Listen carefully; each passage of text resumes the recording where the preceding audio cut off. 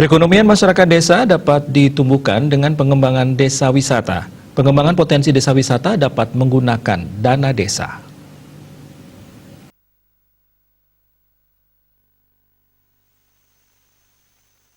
Kepala Dinas Pemberdayaan Masyarakat dan Desa Kabupaten Gianyar, Dewa Ngakan Ngurah Adi menyampaikan tujuan pengembangan desa wisata khususnya di Kabupaten Gianyar, utamanya adalah meningkatkan perekonomian desa. Ini juga menciptakan lapangan pekerjaan di desa.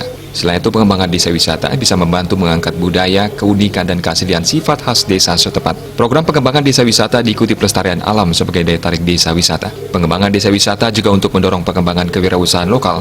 Pengembangan desa wisata dapat pula mendorong peningkatan pendapatan asli desa PADES melalui BUMDes. Pengembangan desa wisata memerlukan anggaran yang tidak kecil. Dana cukup besar diperlukan untuk meningkatkan sarana prasarana pendukung desa wisata. Pemerintah juga wajib membantu meningkatkan kapasitas dan kualitas SDM pengelolanya. Menteri Desa, Pembangunan Daerah Tertinggal dan Transmigrasi Republik Indonesia telah mengeluarkan Permendes Nomor 14 Tahun 2020 tentang dana desa. Permendes mengandung poin dana desa dapat digunakan untuk kegiatan pengembangan desa wisata. Menindaklanjuti Permendes Nomor 14 Tahun 2020, desa dapat mengembangkan potensi wisata menggunakan dana desa. Desa bisa menganggarkan kegiatan pengembangan desa wisata tersebut dalam APBDes. Wirnaya Bisnis Bali melaporkan.